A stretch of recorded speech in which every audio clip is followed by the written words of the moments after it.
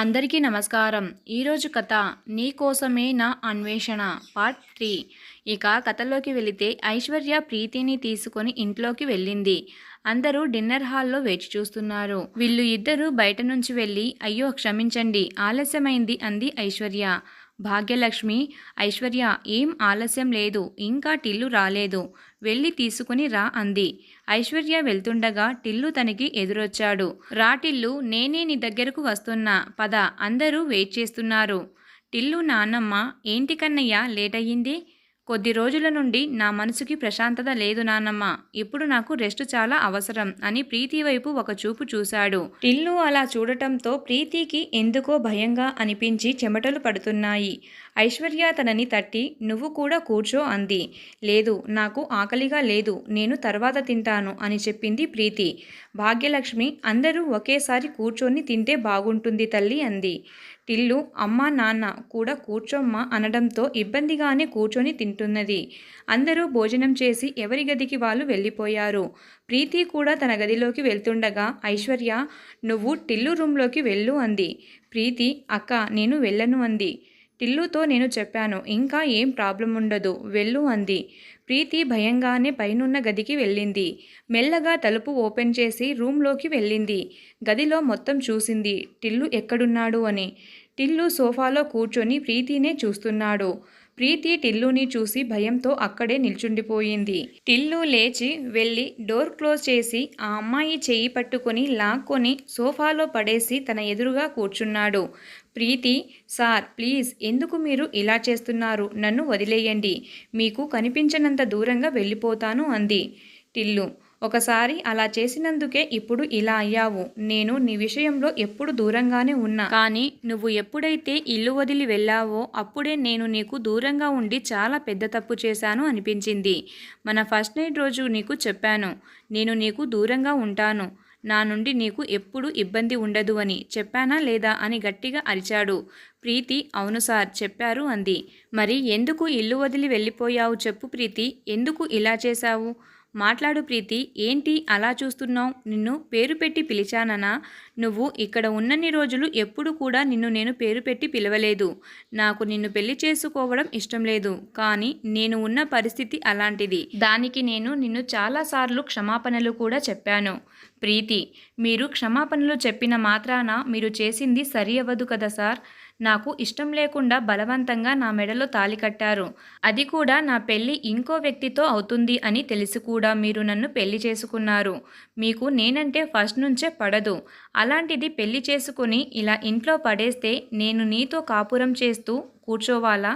అందుకే నేను ఇంట్లో నుండి వెళ్ళిపోయాను. మీరంటే నాకు ఇష్టం లేదు. మీకు ఇప్పటికే అక్కతో పెళ్లి జరిగింది. మళ్ళీ నన్ను అలా ఎలా పెళ్లి చేసుకొని తీసుకొస్తారు చెప్పండి? టిల్లు మనసులో లేదు ప్రీతి, నీ జీవితాన్ని నా చేతులతో నాశనం చేశా. నాకు తెలుసు నా వల్ల నువ్వు ఎంత బాధపడ్డావో. నిన్ను బాధ పెట్టినందుకు నేను అంతకంటే ఎక్కువ బాధపడ్డాను. కానీ నేను ఏం చేయలేని పరిస్థితి. నా ఐశ్వర్య నాకు దూరంగా వెళతాను అంది. తను లేకుండా నేను ఉండలేను ప్రీతి. అందుకే నేను నీ విషయంలో అలా చేయవలసి వచ్చింది అని మనసులో అనుకుంటూ బాధపడుతూ ఉన్నాడు టిల్లు. కానీ ఇప్పుడు నువ్వు నాతో ఉండి తీరాలి, నువ్వు ఎక్కడికి వెళ్ళకూడదు అన్నాడు కోపంగా. ప్రీతి టిల్లుని చూస్తూ లేదు సార్, నేను ఇక్కడ ఉండాలి అనుకోవడం లేదు. టిల్లు ప్రీతి నాకు కోపం తెప్పించకు, నేను చెప్పినట్టు ఉంటే నీకే మంచిది, కాదు అంటే నువ్వు చాలా కష్టపడతావు అన్నాడు. ప్రీతి ఇంకా చెప్పింది చాలు అని టిల్లు మాట్లాడుతుంటే ఆపండి అన్నట్టు చేతిని అడ్డుపెట్టింది. టిల్లు కోపంతో తన చేతి పిడికిలి బిగించి నేను ఎందుకు చెప్తున్నానో అర్థం చేసుకో ప్రీతి, మీరు చెప్పింది నేను విన్నది చాలు సార్. ఇంట్లో అందరూ పడుకున్నారు కాబట్టి నన్ను ఆపడానికి ఎవరూ ఉండరు. మీరు కూడా తప్పుకుంటే నా దారి నేను చూసుకుంటాను అని టిల్లు ముందు నుండి లేచి తలుపు తీసుకుని బయటకు వెళ్ళాలి అని అనుకున్న ప్రీతిని టిల్లు నువ్వు ఇంకా చెప్తే వినవు అని ఫాస్టుగా తన చెయ్యి పట్టుకొని తన మీదకు లాక్కొని నీకు ఇంత మంచిగా చెప్తున్నా అర్థం చేసుకోవడం లేదు అన్నాడు. ప్రీతిని టిల్లు అలా పట్టుకోగానే చాలా నొప్పిగా అనిపించింది. సార్ ప్లీజ్ నన్ను వదలండి, చాలా నొప్పిగా ఉంది. నీకు నేను చాలా మంచిగా చెప్పాను, కానీ నువ్వే వినడం లేదు అని తన బుగ్గలు గట్టిగా పట్టుకొని వెంటనే పెదవులు అందుకున్నాడు. అంత సడన్గా టిల్లు అలా చేయడంతో ప్రీతికి ఒక్క క్షణం ఏం అర్థం కాలేదు. తన నుండి దూరం జరగాలి అని ఎంత గింజుకున్నా కావడం లేదు. టిల్లు కాసేపటికి ప్రీతిని వదిలి తనని ఎత్తుకొని బెడ్ మీద పడేసి తన చొక్కా తీసి తన దగ్గరకు వెళ్తుండగా, ప్రీతి, టిల్లు సార్ ఏం చేస్తున్నారు మీరు? దయచేసి మీరు ఇలా చెయ్యొద్దు అని ఏడుస్తూ తనని వేడుకుంటుంది. టిల్లు, లేదు ప్రీతి, నువ్వు ఇంకోసారి ఇంట్లో నుండి వెళ్లకుండా ఉండాలంటే అని మొదలుపెట్టాడు. ప్రీతి ఎంత వద్దన్నా టిల్లు అసలు వినడం లేదు. తను అరవకుండా తన పెదవులు బంధించి తన చేతులు గట్టిగా పట్టుకుని, తరువాత ప్రీతి జాకెట్టు హుక్కుని తన పంటితో తీస్తూ తన మెడ మీద పెదవులతో రాస్తూ, ప్రీతి చీరను తీసి తన స్నానాలను నాలుకతో ఆడుకుంటూ, ప్రీతి ఒంటి మీద తన పంటి గుర్తులు బహుమతిగా ఇస్తూ, ప్రీతి ఎద మీద నుండి నాభి వరకు నాలుకతో రాస్తూ, ప్రీతి ఇంకా అభ్యంతరం చెప్పదు అనుకున్న తర్వాత తన చేతులు వదిలి వారి ఇద్దరి మధ్య గాలి కూడా దూరనంత దగ్గరగా టిల్లు ప్రీతిని ఆక్రమించాడు. అలా ప్రీతిని సొంతం చేసుకుని అలసిపోయిన టిల్లు తన మీద నుండి లేచి ఒంటికి టవల్ చుట్టుకొని బాల్కనీలో వెళ్ళి తన చేతిని గోడకు గట్టిగా కొట్టాడు. చాలా గట్టిగా కొట్టడంతో టిల్లు చేతి నుండి రక్తం కారుతుంది. రూమ్లో బెడ్ మీద వంటికి బెడ్షీట్ కప్పుకొని ఏడుస్తూ ఉంది ప్రీతి. ప్రీతి అలా ఏడుస్తుంటే టిల్లుకి గుండెల్లో ఎవరో గుచ్చుతున్నట్టు ఉంది. టిల్లు కంట్లో నుండి 2 కన్నీటి బొట్లు తన చేతి మీద పడ్డాయి. ఎందుకు ప్రీతి ఇలా చేశావు? నేను నీకు ఎంత దూరంగా ఉండాలి అనుకుంటే నువ్వే నీకు నేను ఇంకా దగ్గర అయ్యేలా చేశావు. టిల్లు రూమ్లో వెళ్ళి బెడ్ మీద పడుకున్నాడు. అయినా ప్రీతి ఏడుస్తూనే ఉంది. టిల్లు ప్రీతి ముఖంలో ముఖం పెట్టి, నువ్వు ఇప్పుడు ఏడుపు ఆపలేదు అంటే ఈ రాత్రి మొత్తం నువ్వు ఎంత గింజుకున్నా కూడా నిన్ను వదలను. టిల్లు అలా అనగానే ప్రీతి వెంటనే ఏడుపు ఆపి వాష్రూమ్లోకి వెళ్తుండగా ప్రీతి చెయ్యి పట్టుకొని లాగి, నీకు 5 నిమిషాలు టైం అంతే, అక్కడ కూర్చొని ఏడవాలి అనుకుంటే మాత్రమే అని తన కళ్ళల్లోకి చూశాడు. తను తల కిందకు దించుకొని తొందరగానే వస్తాను అంది. ప్రీతి చెయ్యి వదిలి ఓకే వెళ్ళు అన్నాడు టిల్లు. చెప్పిన టైంకి డ్రెస్ చేంజ్ చేసుకుని సోఫా దగ్గరికి వెళ్ళి పడుకోవాలి అనుకున్న ప్రీతి ఎదురుగా టిల్లు నిల్చుండి ఎక్కడికి అన్నాడు. ప్రీతి పడుకోవడానికి అంది. అక్కడ కాదు, బెడ్ మీద పడుకో అన్నాడు. లేదు, నేను అక్కడే పడుకుంటాను అంది.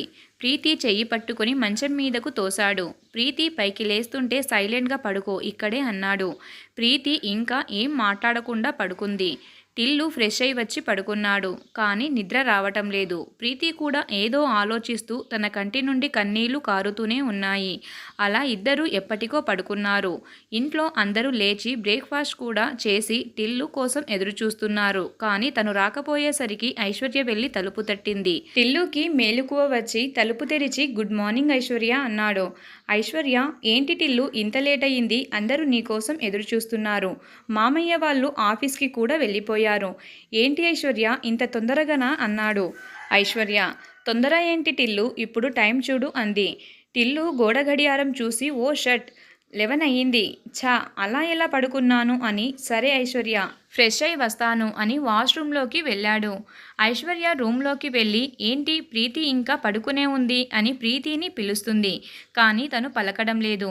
తన దగ్గరగా వెళ్ళి బెడ్షీట్ తీసి తన చెయ్యి పట్టుకుంది. అంతే. టిల్లు అని గట్టిగా అరిచింది. వాష్రూమ్లో ఉన్న టిల్లు పరుగున వచ్చి ఏంటి ఐశ్వర్య, ఏమైంది?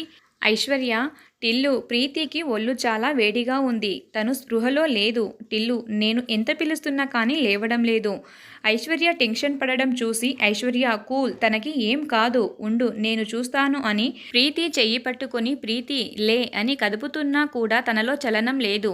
ఐశ్వర్య, టిల్లు నాకు భయంగా ఉంది, ప్లీజ్ ఏదో ఒకటి చెయ్యి అంది. టిల్లు డ్రెస్ వేసుకొని ప్రీతిని ఎత్తుకొని కిందికి వెళ్ళాడు. టిల్లు ప్రీతిని అలా ఎత్తుకొని తీసుకురావడంతో కింద ఉన్న అందరూ టెన్షన్గా టిల్లు దగ్గరకు వచ్చి ఏమైంది ప్రీతికి అన్నారు. టిల్లు, ఏం లేదు, తనకి కొంచెం కళ్ళు తిరిగి పడిపోయింది. నేను తనని తీసుకుని హాస్పిటల్కి వెళ్తున్నా అన్నాడు. ఐశ్వర్య, నేను కూడా వస్తాను టిల్లు అంది. వద్దు ఐశ్వర్య, నేను తీసుకొస్తాను అని తను వెళ్ళిపోయాడు. టిల్లు ప్రీతిని తీసుకొని ఇంతకుముందు ఐశ్వర్యని చూస్తున్న డాక్టర్ దగ్గరికి తీసుకెళ్లాడు. టిల్లు చేతుల్లో ఉన్న ప్రీతిని చూసి బెడ్ మీద పడుకోబెట్టు టిల్లు అంది. నువ్వు ఇక్కడే కూర్చో, నేను తనని చెక్ చేస్తాను అని వెళ్ళి 10 నిమిషాల్లో తన ముందుకు వచ్చి టిల్లు షర్ట్ కాలర్ పట్టుకొని పైకి లేపి కోపంగా టిల్లుని చూస్తూ ఏంటి టిల్లు నువ్వు చేసింది? టిల్లు డాక్టర్ ముందు తలదించుకుని నా కోపాన్ని కంట్రోల్ చేసుకోలేకపోయాను డాక్టర్ అని చెప్పాడు. డాక్టర్ తన చెయ్యి పట్టుకొని ప్రీతి దగ్గర లాక్కొని వెళ్ళి ప్రీతి పైట కొంగు తొలగించి చూడు టిల్లు, తన ఒంటి మీద నువ్వు చేసిన గాయాలు అని చూపించింది. టిల్లు ప్రీతి ఒంటి మీద తను చేసిన గాయాలు చూసి గట్టిగా కళ్ళు మూసుకున్నాడు. డాక్టర్ తనని చూసి ఎందుకు కళ్ళు మూసుకున్నావు టిల్లు? చూడు టిల్లు, నువ్వే కళ్ళు మూసుకుంటే తను నిన్ను ఎలా భరించిందో ఒక్కసారి ఆలోచించు. నువ్వు తనని ఎంత బలవంతం చేశావో. ప్రీతి ఒంటి మీద నువ్వు చేసిన గాయాలే చెప్తున్నాయి నువ్వు తనని ఎంత ఇబ్బంది పెట్టావో. టిల్లు, నువ్వు అసలు ఇలా చేస్తావనుకోలేదు. ఐశ్వర్యతో కూడా నువ్వు ఇలానే బిహేవ్ చేస్తావా? టిల్లు వెంటనే డాక్టర్ అన్నాడు కోపంగా. డాక్టర్ టిల్లు ఫ్యామిలీకి ఫ్రెండ్. మరి ప్రీతి విషయంలో ఎందుకు ఇలా చేసావు టిల్లు? కాసేపు మౌనంగా ఉన్నాను. తనకి చెప్పడానికి తన దగ్గర మాటలు లేవు.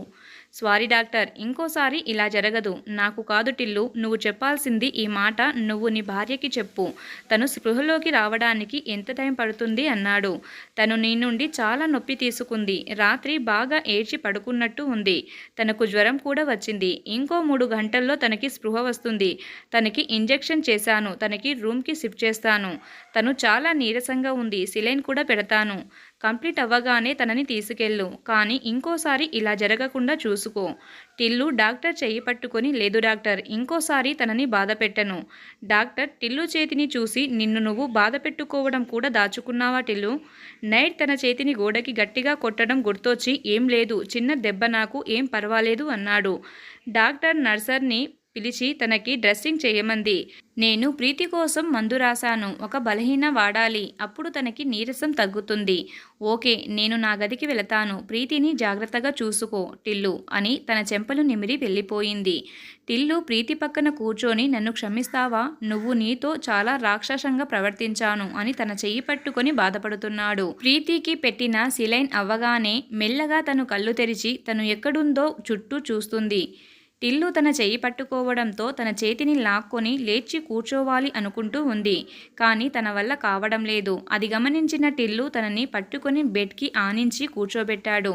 ప్రీతికి ఒళ్ళంతా నొప్పులు ఉన్నాయి. పొత్తి కడుపులో కూడా చాలా నొప్పిగా ఉంది. టిల్లు ముందు ఏడిస్తే తనని కోప్పడతాడు అని కన్నీళ్లు బయటకు రాకుండా పంటి కింద నొప్పిని భరిస్తుంది. అది గమనించిన టిల్లు ప్రీతిని చూస్తూ సారీ ప్రీతి, నేను నీతో అలా బిహేవ్ చేయాల్సింది కాదు. సారీ, నువ్వు ఎంత చెప్పినా నీ మాట వినకపోవడంతో నిన్ను ఆపాలి అన్న ఆవేశంతో అలా చేసేశాను. ఇంకా ఎప్పుడు అలా చెయ్యను. నీకు ఇప్పుడు నొప్పిగా ఉంది అని నాకు తెలుసు. పద ఇంటికి వెళ్దాం అన్నాడు. తనని మెల్లగా కిందకి దించి తను ముందుకు వెళ్ళాడు. ప్రీతి అడుగు వేయలేకపోతుంది. తన వల్ల కావడం లేదు. టిల్లు వెనక తిరిగి చూసి ఏంటి పద అన్నాడు. తను ఏం మాట్లాడటం లేదు. ప్రీతి చెయ్యి పట్టుకొని పద అన్నాడు మెల్లగా. ఒక అడుగు వేసింది. వెంటనే అమ్మా అని తన కడుపు మీద చెయ్యి పెట్టుకొని ఏడుస్తుంది. టిల్లు తనని ఎత్తుకుని కారులో కూర్చోబెట్టి ఇంటికి తీసుకెళ్లాడు. ఇంట్లో వాళ్ళు హాస్పిటల్కి వెళ్ళినప్పటి నుండి అందరూ టెన్షన్గా హాల్లో వెయిట్ చేస్తూ ఉన్నారు. ఐశ్వర్య టిల్లుకి కాల్ చేసినప్పుడు ఇంకో 2 గంటల్లో వస్తాము అన్నాడు. ఇంకా రాలేదు. సమస్య ఏం లేదు. తను ఇంకా టెన్షన్ పడుతుంది. కానీ ఇంట్లో వారి ముందు మామూలుగానే ఉంటుంది. టిల్లు కార్ సౌండ్ రావడంతో ఐశ్వర్య పరుగున బయటకు వెళ్ళింది. టిల్లు కార్ దిగి ప్రీతిని ఎత్తుకొని ఐశ్వర్య మాట్లాడుతున్నా తనకి ఏం చెప్పకుండా ఇంట్లోకి తీసుకెళ్లాడు. ఇంట్లో అందరూ ఏం అడుగుతారో తెలిసిన టిల్లు నేను తన గదిలో పడుకోబెట్టి వస్తాను అని తనని బెడ్ మీద పడుకోబెట్టి కిందకు వచ్చాడు. ఐశ్వర్య టిల్లుని కౌగిలించుకొని ఏం చేశావు నువ్వు తనని? నువ్వు తనతో అంత హార్స్గా ఎలా బిహేవ్ చేశావు అంది మెల్లగా, తనకి మాత్రమే వినిపించేలా. నేను నీకు అంతా చెప్తాను అని మెల్లగా చెప్పి తన నుదుటి మీద ముద్దు పెట్టి వెళ్ళి సోఫాలో కూర్చొని ఐశ్వర్య తనకి టిఫిన్ తీసుకెళ్ళు, తను మందులు వేసుకోవాలి అన్నాడు. ఐశ్వర్య కిచెన్లోకి వెళ్ళి టిఫిన్ తీసుకొని రూమ్కి వెళ్ళింది. టిల్లు తన నానమ్మ ఒడిలో పడుకొని నా వల్ల ఒక అమ్మాయి చాలా బాధపడుతుంది నానమ్మ అని బాధపడుతున్నాడు. భాగ్యలక్ష్మి టిల్లు తల నిమురుతూ నువ్వు తన మీద కోపాన్ని మాత్రమే చూపిస్తున్నావు. నీ ప్రేమతో తనకి నీ మీద ఉన్న కోపం పోగొట్టలేవా అంది. టిల్లు ఏం మాట్లాడలేదు. నా మనసులో ఐశ్వర్య మాత్రమే ఉంటుంది నాని అన్నాడు. తనకి నీ మనసులో చోటు ఇవ్వు అనలేదు కన్నా. నువ్వు తనతో కోపంగా కాకుండా మామూలుగా మాట్లాడడానికి ప్రయత్నించు అంటున్నా. టిల్లు ఏదో ఆలోచిస్తూ అలసటగా ఉండడంతో అలానే నిద్రపోయాడు. టిల్లు అమ్మా పిన్ని భాగ్యలక్ష్మితో అత్తయ్య టిల్లుని అలా చూస్తుంటే మాకు చాలా బాధగా ఉంది. టిల్లు బయటకు అలా ఉన్న లోపల ఒక అగ్నిపర్వతాన్ని మోస్తున్నాడు. నాకు టిల్లుని మునుపటి టిల్లులా చూడాలనుకుంటున్నా అని తను కన్నీళ్లు పెట్టుకుంటుంది. భాగ్యలక్ష్మి ఏడవద్దు హరిక, నాకు ఎందుకో మన టిల్లు మునుపటిలా మారుతాడు అనిపిస్తుంది. నువ్వు కూడా ఇలా అయితే ఎలా? వెళ్ళండి, నేను టిల్లు లేచిన తర్వాత వాడికి కొంచెం తినిపించి నా రూమ్కి వెళ్ళి రెస్ట్ తీసుకుంటాను అంది. భాగ్యలక్ష్మి టిల్లుని చూస్తూ తన తల మీద చేతితో నిమురుతూ, ఎందుకు నా మనవడి జీవితం ఇలా అయింది? తను ప్రాణంగా ప్రేమించిన ఐశ్వర్యని చూసుకోవాలా? ఐశ్వర్యకి ఇచ్చిన మాట కోసం ఇష్టం లేకుండా ఒక అమ్మాయి జీవితంలోకి వెళ్ళి శాసిస్తున్నందుకు బాధపడాలా అని ఆలోచిస్తూ ఉంది. అందరి మనసుకు నచ్చే అద్భుతమైన కథ. ఈ కథలోని మిగతా భాగాన్ని నెక్స్ట్ ఎపిసోడ్లో చూద్దాం. Please subscribe my channel.